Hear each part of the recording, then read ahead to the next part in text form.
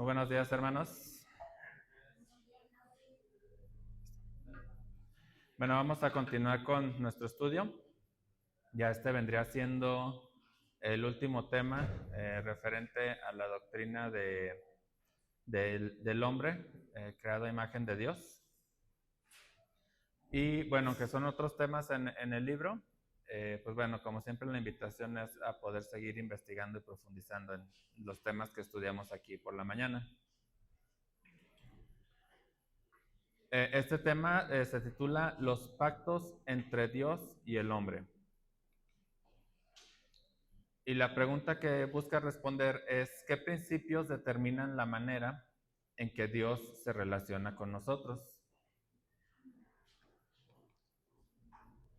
Entonces, primero para esto tenemos que tener una definición de qué es un pacto o a qué nos estamos refiriendo cuando hablamos de un pacto. Nos dice, un pacto es un acuerdo legal, inalterable y divinamente impuesto entre Dios y el hombre que estipula las condiciones de sus relaciones. Fíjense que aquí marco dos partes. Primero pongo acuerdo entre comillas. ¿Por qué pongo acuerdo entre comillas? Por lo general un acuerdo está en dos partes y cada uno tiene sus demandas y sus obligaciones. Sí, por lo general así es un pacto. En este caso, naturalmente, pongo en negritas divinamente impuesto. ¿Por qué? Porque nosotros no negociamos con Dios. Sí, es un pacto divinamente, es decir, es de Dios y es impuesto a nosotros. Sí, nosotros no le decimos, ay, bueno, pues si yo hago esto, tú me tienes que dar esto, Dios. No, no es así. Sí, entonces el autor menciona que usa la palabra pacto solamente para especificar que son dos partes, que es Dios y el hombre. Y cuando hablo del hombre, hablo del ser humano.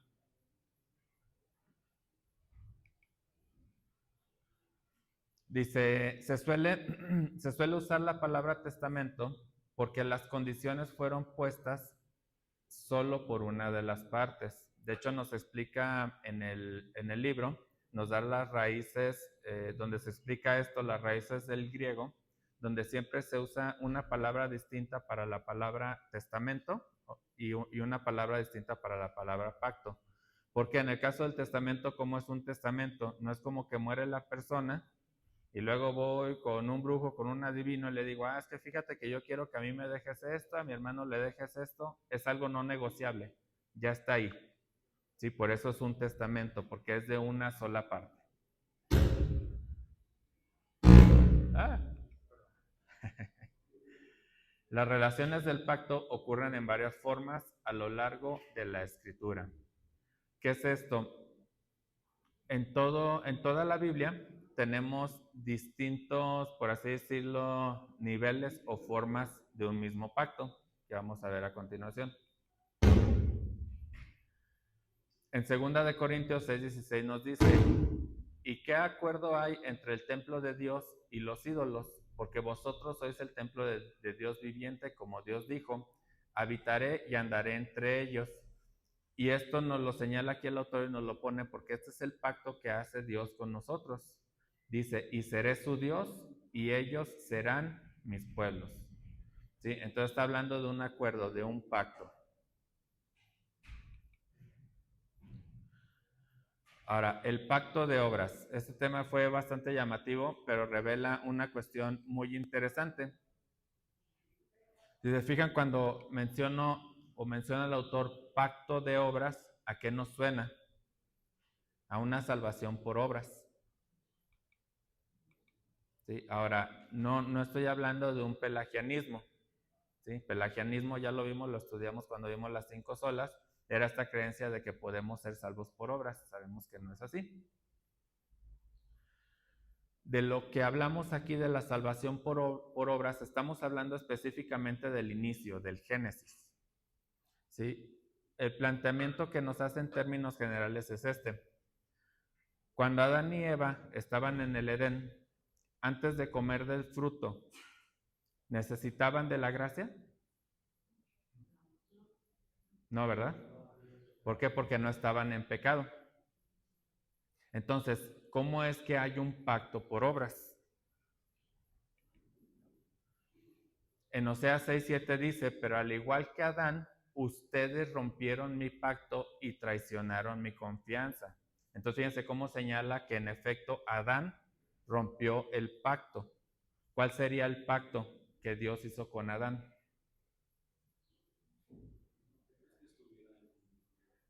Pero específicamente, ¿cuál fue el pacto? ¿Qué fue lo que le dijo Dios que no debía hacer?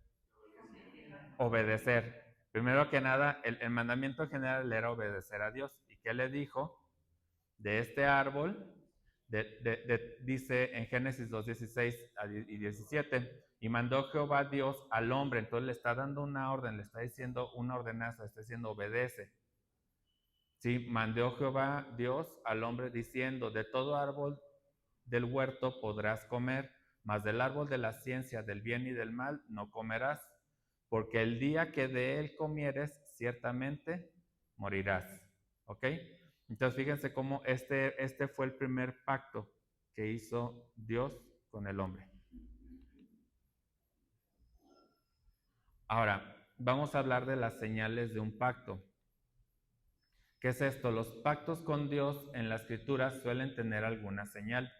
Por ejemplo, en el caso de la ley de Abraham, bueno, del pacto con Abraham, está el pacto de la circuncisión. Ya en el caso del Nuevo Testamento está el bautismo y la cena del Señor. Ahorita vamos a profundizar en estos un poquito, si no nos da tiempo. Si hubiera una señal en el Edén, esta sería el árbol de la vida. ¿De qué hablamos? Hablamos de una señal visible, algo que podemos ver. Sabemos que, por ejemplo, en el Nuevo Testamento se habla de un bautismo del Espíritu Santo, pero este no es algo visible, no es algo material que podamos ver. ¿Sí? Entonces, en el caso de las señales físicas, aquí nos hablaría del árbol de la vida. Ahora, ¿por qué es relevante este? En Génesis 3:22 dice, y dijo Jehová Dios, he aquí, el hombre es como uno de nosotros, sabiendo el bien y el mal, después de que rompe el pacto. Ahora pues, que no alargue su mano y tome también del árbol de la vida y coma y viva para siempre. ¿Sí? Entonces, ¿qué pasa? Vemos igualmente estas dos partes del pacto. La maldición es que si come del árbol del conocimiento del bien y del mal, iba a morir. Y la bendición era que podía comer del árbol de la vida y tener vida eterna. ¿Sí? Entonces, este era el pacto, estas eran las señales físicas del pacto que Dios tenía con Adán y Eva.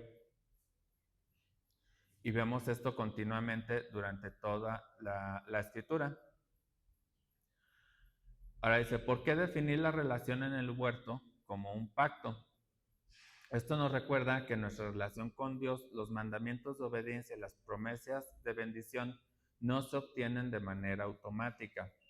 ¿Qué es esto? Cuando Dios crea a los seres vivos, no necesariamente forma un pacto con ellos.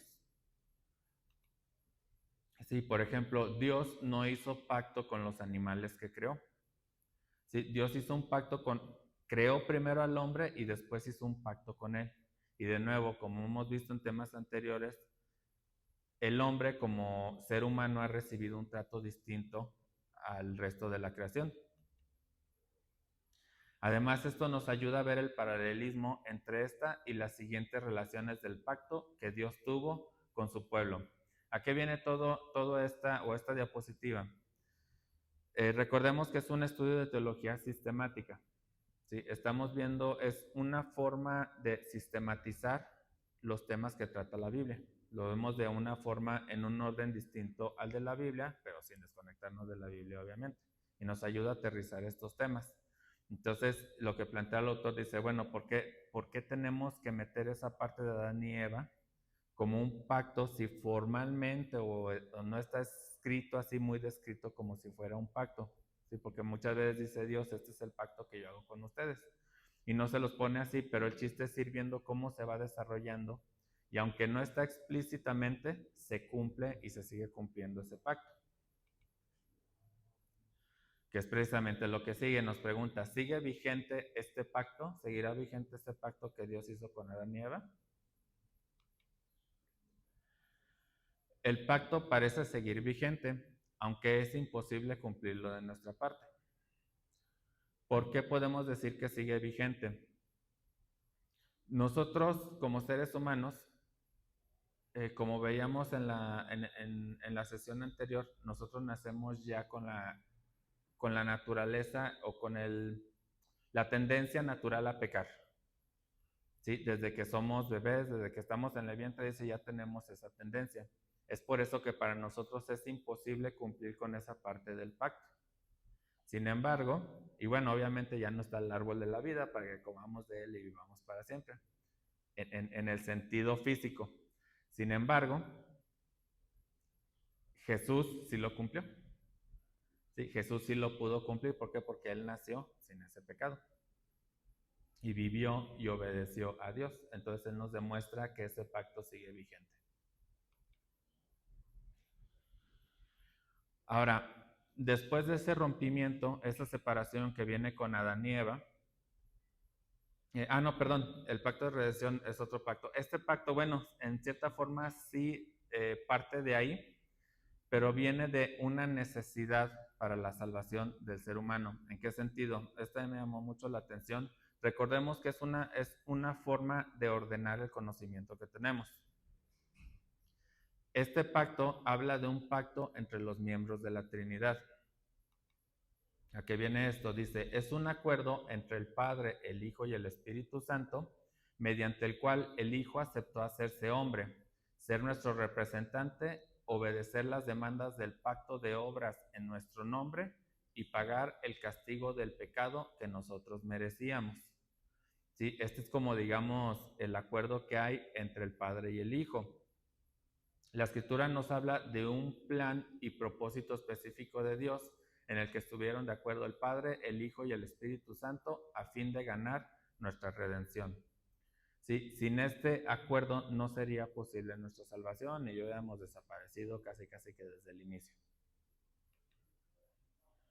Ahora, ¿qué parte corresponde al Padre? En Juan 17:1 dice, estas cosas habló Jesús y levantando los ojos al cielo dijo, Padre, la hora ha llegado, glorifica a tu Hijo para que también tu Hijo te glorifique a ti, como le has dado potestad sobre toda carne para que dé vida eterna a todo lo que le diste.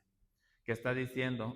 El acuerdo que había entre el Padre y el Hijo es que si el Hijo cumplía, obedecía, entonces Dios dice, como le has dado potestad sobre toda la carne. ¿Qué es esto? Quitar el pecado. ¿Sí? Entonces, este es el pacto que hacen entre ellos. En Juan, poquito más adelante, Juan 17:6 dice, he manifestado tu nombre a los hombres que del mundo me diste. Dios se los da al Hijo. Tuyos eran y me los diste y han guardado tu palabra. ¿Ok? Entonces vemos esa señal de ese pacto que hay dentro de la Trinidad.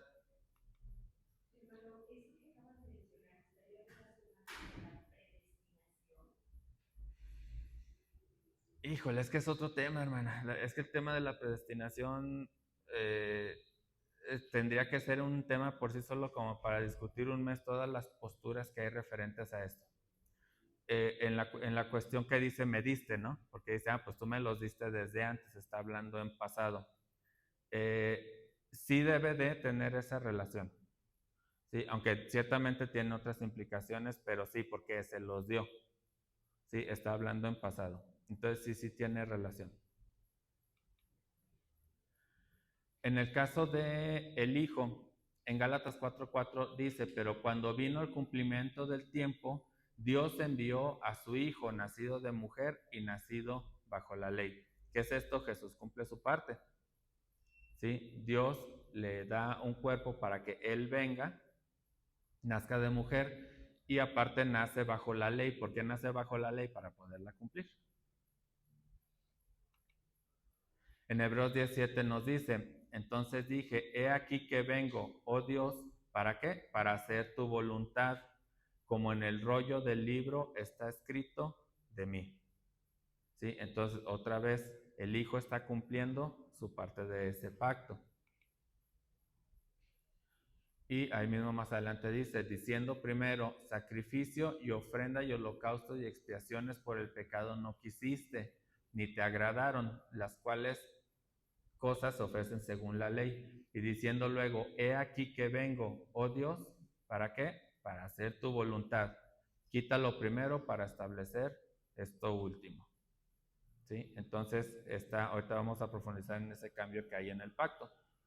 Sí, pero vemos cómo hay ese pacto entre ellos. Dice, yo voy a cumplir esto. Y ahora en la parte del Espíritu Santo.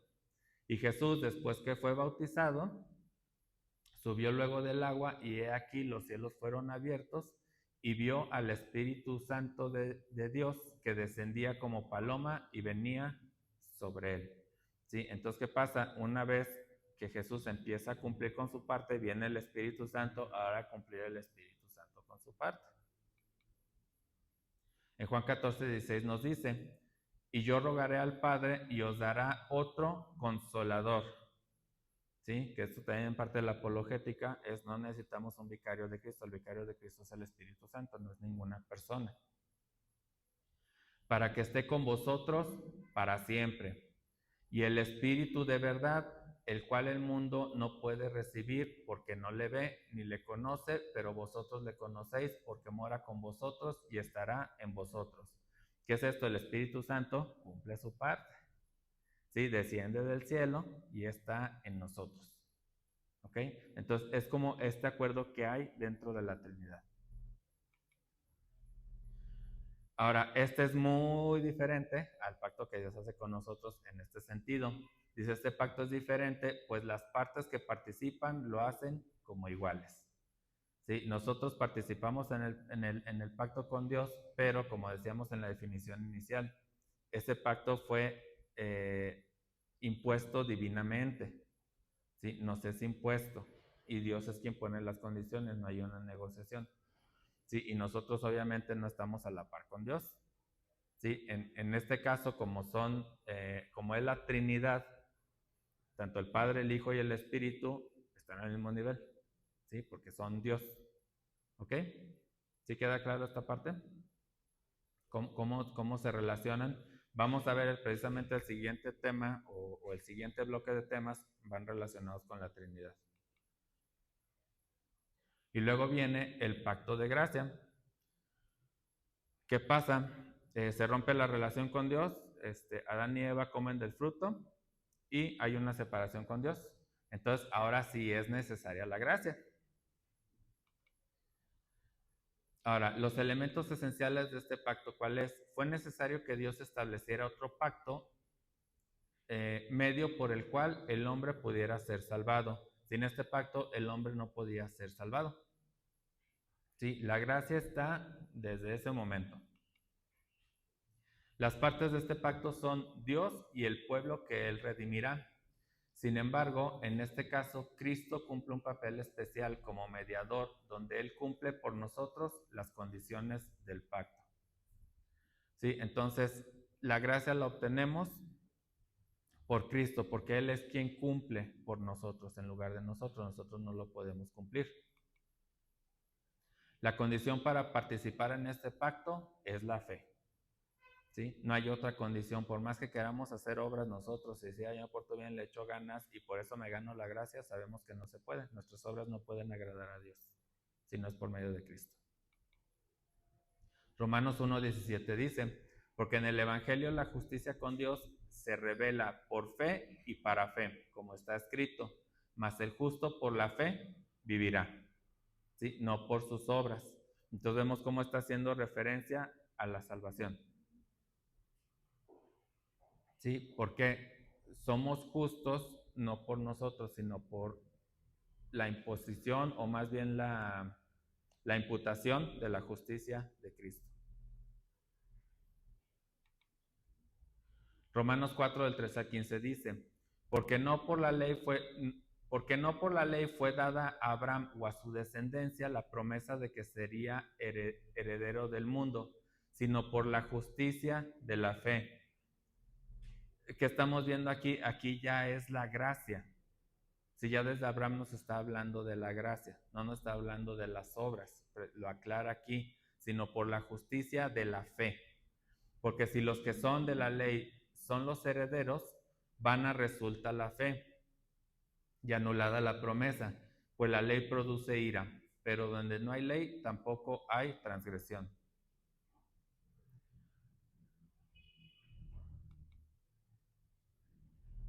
Ahora la pregunta es, ¿siguen jugando algún papel las obras? Si bien la condición para empezar el pacto de la gracia, de la gracia, es solo y siempre la fe en la obra de Cristo, la condición para continuar en el pacto se entiende que es la obediencia a los mandamientos. ¿Qué es esto? Aunque esta obediencia no sirve para ganar mérito con Dios, si nuestra fe es genuina, producirá obediencia. ¿Sí? Es decir, no obedecemos para ganar la salvación, sino que nuestra fe nos debe de llevar a obedecer. ¿Sí? Es como obtenemos esta gracia. Santiago 2:17, así también la fe, si no tiene obras, es muerta en sí misma. ¿Sí?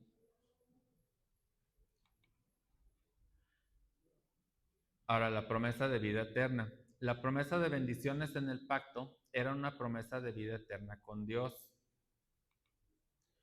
Desde Génesis 17 dice, y estableceré mi pacto entre, creo que le copié mal, entre mí, tú y tu descendencia, después de ti en sus generaciones, por pacto perpetuo para ser tu Dios y el de tu descendencia después de ti. ¿Qué es esto? El pacto, o sea, fíjense cómo aquí ya viene esta palabra, este pacto. Y está hablando ya de la eternidad, dice, lo voy a establecer para ti, tu descendencia y para siempre. ¿Sí? Esto ya tiene continuidad y ya nos está hablando de Jesús. Dice en Jeremías 31:33, dice, pero este es el pacto que haré con la casa de Israel después de aquellos días, dice Jehová. Daré mi ley en su mente y la escribiré en su corazón, y yo seré a ellos por Dios y ellos me serán por pueblo. ¿Qué es esto? Otra vez vamos a ver esto continuamente en la Biblia. ¿Sí? Dice, yo seré su Dios y ellos serán mi pueblo. ¿Sí? Este es el pacto, es lo que Dios nos ofrece, lo que nos da. ¿Sí? En Jeremías 32:38 dice, y me serán por pueblo, y yo seré a ellos por Dios.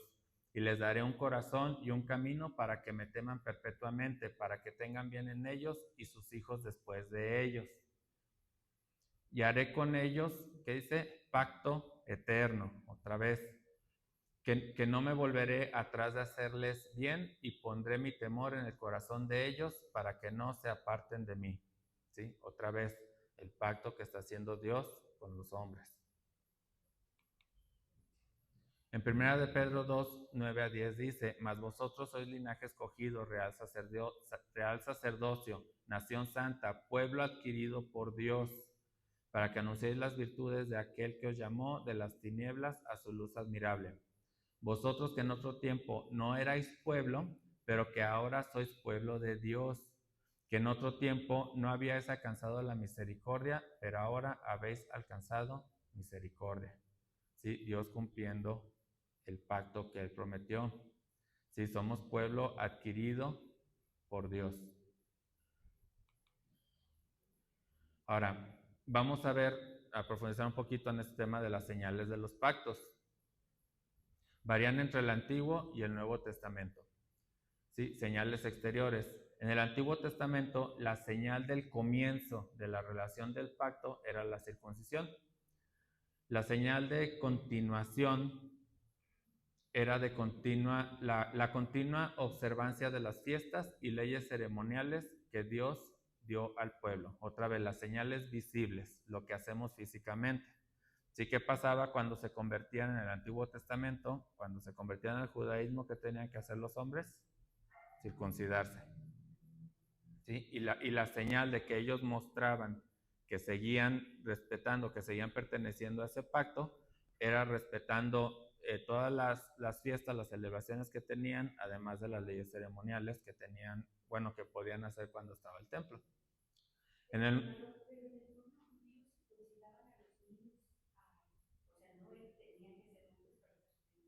no, sí, o sea, me refería al género. En el Nuevo Testamento, ¿cuál sería la señal del comienzo? No, pero la señal visible. Exactamente. Sí, es la señal visible, es algo que hacemos que es algo material. Sí, el arrepentimiento es una cuestión espiritual, una cuestión que no es necesariamente visible, pero sin embargo hay siempre como un ritual. Sí, así como ellos se circuncidaban, hacían el signo visible es el bautismo. Sí. Sí, así como en el Antiguo Testamento, ¿cuál era el signo visible? La circuncisión. En el Nuevo Testamento es el bautismo, ¿sí? Cuando nos sumergimos en el agua. ¿Y cuál sería la señal de continuación? Exactamente, la cena del Señor. Sí, ya nos bautizamos, ya iniciamos, por así decirlo, en una señal visible. ¿Cuál es la siguiente señal visible? Que participamos en la cena del Señor. Sí, así como ellos seguían con las fiestas, hacían las celebraciones, hacían los rituales, nosotros ¿qué hacemos? La cena del Señor. ¿Sí queda claro esta parte? Son señales visibles, ¿sí? Es lo que podemos ver. Ciertamente, sí, pero por ejemplo, yo le puedo decir, usted no puede ver si yo me arrepiento. Yo puedo aparentar, puedo hacerlo. Sí, pero no es como un ritual. Al final de cuentas, yo tengo mi relación personal con Dios, yo interactúo con Él en mi intimidad. Sí, exactamente, pero el inicio es con ese ritual, que es lo primero que hacemos cuando, o sea, cuando decidimos aceptar a Jesús, ¿qué hacemos? Hacemos el bautizo. Sí, pero el arrepentimiento no es una señal visible. Sí, como tal el arrepentimiento no. Los frutos sí, sí, pero yo no veo cuando usted se arrepiente. Es algo que usted siente, es algo que todos sentimos.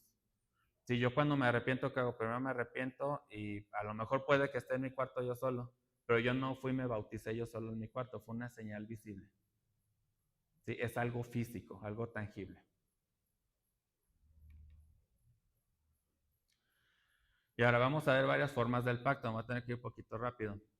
Aunque los elementos esenciales del pacto de gracia son los mismos a lo largo de la historia, las disposiciones específicas varían de vez en cuando. ¿Qué es esto? Vamos a ver primero el pacto noéico, referente a Noé. En esa cita que pongo ahí viene todo el pacto, donde dice, este es mi pacto que hago contigo, y viene varias partes. Ahora tiene un aspecto muy distintivo. Dice, este pacto es diferente a los que le siguieron. Los teólogos cuestionan si debería incluirse con los pactos posteriores. ¿Por qué? Dice, es distinto porque en este pacto Dios prometió a toda la humanidad y al reino animal que los seres vivos en la tierra no volverían a ser destruidos por un diluvio. Sí, y en particular dice, en la Biblia dice que hace también el pacto con los animales. Sí, entonces en ese sentido dice, bueno, este sí es distinto, este pacto. Además, dice, aunque este pacto requiere la gracia de Dios, no requiere condiciones de parte del hombre. Y la bendición prometida es que la tierra no será destruida, no promete vida eterna. Si vemos justo esos versículos, no viene esa promesa de vida eterna, es distinto. Sí, pero es la forma en que en ese momento Dios rescató al ser humano.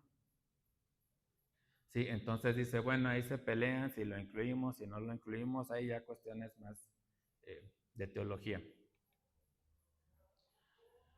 El pacto abrámico. Al iniciar con el pacto con Abraham, todos los elementos esenciales del pacto de gracia están presentes. En Gálatas 3:8 nos dice, y la escritura, previendo que Dios había de justificar por la fe a los gentiles, dio de antemano la buena nueva a Abraham, diciendo, en ti serán benditas todas las naciones. Desde ahí está la promesa, desde ahí inicia una nueva forma del mismo pacto. Sí, pero aquí ya es muy explícita. Las promesas del pacto con Abraham permanecen en vigor aun cuando habían quedado cumplidas en Cristo. El pacto mosaico. ¿Qué es entonces el antiguo pacto en contraste con el nuevo pacto en Cristo? Esta parte está un poquito, bueno, la puso el autor de una forma un poquito enredada. Dice, no es el todo del Antiguo Testamento, porque los pactos con Abraham y David nunca son llamados antiguos en el Nuevo Testamento. Más bien solo el pacto bajo Moisés se le llama el antiguo pacto, que iba a ser sustituido por el nuevo pacto en Cristo. ¿Qué es esto? Cuando vemos en el Nuevo Testamento que habla del antiguo pacto, por lo que se ve en la Biblia, se está refiriendo específicamente a las leyes dadas a Moisés. ¿Sí? No está hablando de los otros elementos del pacto, ni el de Noé, ni el de Abraham, ni que vamos a ver ahorita el davídico. Sí, son distintos, pero parece referirse siempre al pacto mosaico. En 2 Corintios 3:6 nos pone este ejemplo, el cual asimismo nos hizo ministros competentes de un nuevo pacto, no de letra, sino de espíritu, porque la letra mata, mas el espíritu vivifica. ¿Qué es esto? Toda la ley mosaica estaba escrita. ¿Sí? Entonces está hablando específicamente de la ley mosaica. Exactamente. Dice, no deberíamos suponer que no hubo gracia para las personas desde Moisés hasta Cristo, porque la promesa de salvación por fe que Dios había hecho a Abraham permanecía en vigor. Sí, a esto nos referíamos con el primer párrafo, es decir, no decimos, no, antes de Cristo no podían salvarse, no, si ellos confiaban en la promesa de Dios de que iba a venir Cristo, ese era el medio por el que ellos obtenían la gracia y la salvación. ¿Sí? Entonces no quedan excluidos porque la promesa está desde Abraham.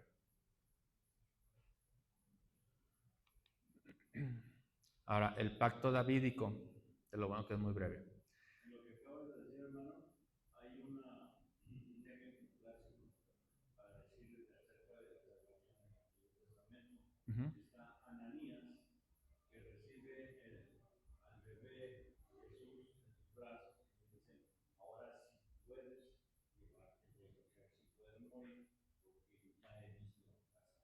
O sea, que la esperanza, el poner la fe en que iba a dar un Salvador, está figurada la salvación del Antiguo Testamento. Sí, ve el cumplimiento, ¿verdad? De la promesa, de la profecía, pero sí. Definitivamente, pero ahí es como un ejemplo para que veamos así más específico. Sí, como él lo visualizaba y sabía que por ese medio iba a ser, ya tenía la gracia, por esa fe.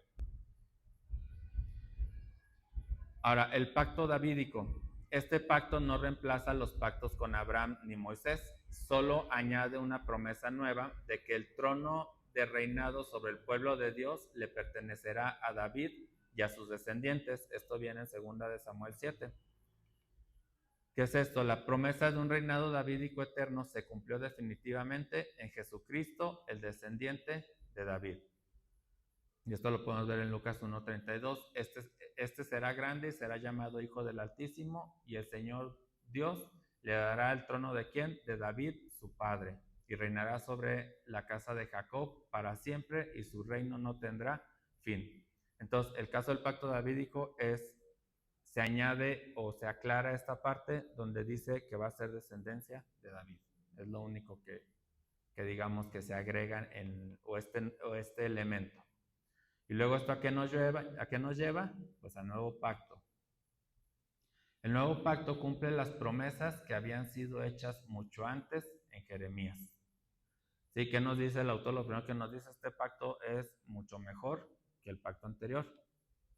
Dice, en este nuevo pacto hay bendiciones muy superiores, porque Jesús el Mesías ha venido.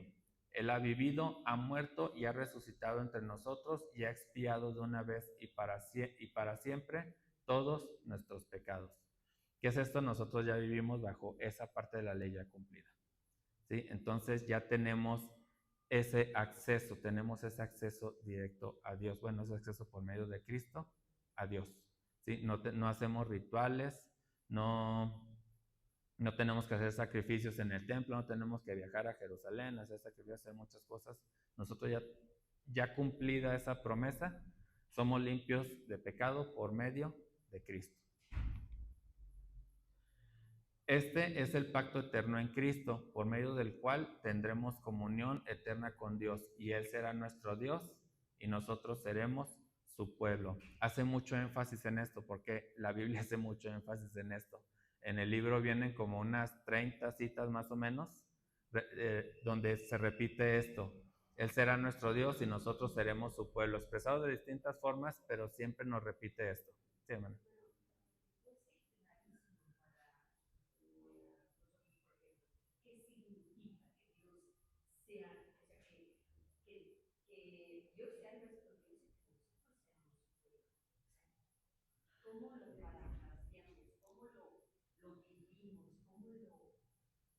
Una de las cuestiones que busca aclarar esto, recordemos que los judíos, ellos creían que era una cuestión genética, ¿sí? Ajá, de herencia, o sea, es decir, solo los que nacen de judíos pueden tener acceso a Dios, ¿sí? Ahora, ¿qué nos dice aquí? La promesa que le hace a Abraham, cuando dice esto, no dice de los judíos, dice de todas las naciones. Entonces, ¿qué es esto? Que Él nos adopta, ¿sí? Nosotros formamos ahora parte de su pueblo y Él se vuelve nuestro Dios, ¿sí? Se vuelve nuestro Padre. ¿Mande? Hay muchas cosas, hermana, o sea, son temas que podemos profundizar. Sí, lo que pasa, ahorita ya me queda menos bueno, debería acabar en 4 minutos y todavía me falta. Por eso yo algo que les insisto de los temas que yo veo aquí, la intención es que profundicen más. Sí, en algunos de estos temas podemos profundizar más adelante, en otros no. Sí, pero al final de cuentas, ¿cuál es el evangelio? Que nosotros tenemos la salvación por medio de Cristo y así Él nos adopta. Y así nosotros podemos pertenecer al pueblo de Dios. ¿Sí? De otro modo no podemos. Aunque hayan nacido, aunque crean o digan que vienen de los judíos, si no es por medio de Cristo, no pueden ser salvos. Si ya no pertenecen al pueblo de Dios por el simple hecho de haber nacido en un lugar o tener padres de una genealogía. En Juan 1:12 dice, mas a todos, dice que vino a su pueblo, dice, a lo suyo vino y los suyos no le recibieron, mas a los que recibieron les dio la potestad de ser hechos hijos. Así es. O sea que en sí, porque el mismo Señor Jesús nombró la salvación es de los judíos, o sea, no estaba abierta a los gentiles. Ajá. Por eso cuando empezó, el apóstol Pablo se caracterizó por llevar el evangelio a los gentiles. Porque inicialmente se llevaba el evangelio a los judíos, pero ahí se abrió. Claro que todo estaba previsto por Dios. Así es. Entonces realmente nosotros somos salvos por una extensión. No somos el pueblo judío, pero sí recibimos la salvación, pero con la obra de Cristo en la cruz. Así es. Y bueno, sé que abre muchas aristas estos temas, pero bueno, es el tiempo que tenemos en estas horas. Los temas relacionados con la doctrina del hombre a la imagen de Dios, aquí estaríamos terminando. En el libro vienen creo que todavía otros 2 temas. Como les dije, estos temas son más extensos, ¿sí? O sea, la teología sistemática, o por lo menos en el libro que estamos usando, no sé, este tema de hecho este era bastante breve, eran como, ¿qué será? Creo que eran como 15 páginas, ¿sí? No es tan extenso como otros que hemos visto, pero siempre abre aristas a otros temas, ¿sí? Y siempre nos puede abrir a debates, a discusiones de otros temas. Sí, la intención es que vean o que podamos ver o analizar de otra forma cuando leemos y estudiamos la Biblia. ¿Qué pasa? Ahora cuando veamos la palabra pacto, va a hacer clic. ¿Sí? Ese es el propósito de estos temas. ¿Sí? Y podemos profundizar, a ver, aquí vi del pacto, a ver, el otro día vimos que esto, a ver, y se empieza uno a mover a varias partes de la Biblia, a estudiar y a profundizar en estos temas, y a ver las implicaciones. No podemos ver todo, ningún teólogo puede ser experto en todo y luego yo no soy teólogo, pues todavía menos, ¿verdad? ¿sí? Yo quisiera de verdad poder tener el tiempo, ¿no? Decir, me voy a dedicar el tiempo completo a esto, pero aún así nadie puede abarcar todos los temas, ¿sí? Entonces, bueno, con esto terminamos esta parte de la doctrina de la imagen de Dios. Como les he dicho, si alguien quiere, tengo la primera edición del libro en PDF, se las puedo compartir. El libro lo encuentran bueno, yo lo compré en Amazon, la segunda edición. Les digo, es un librote, son más de 1600 páginas y abarca muchos temas, muchos temas.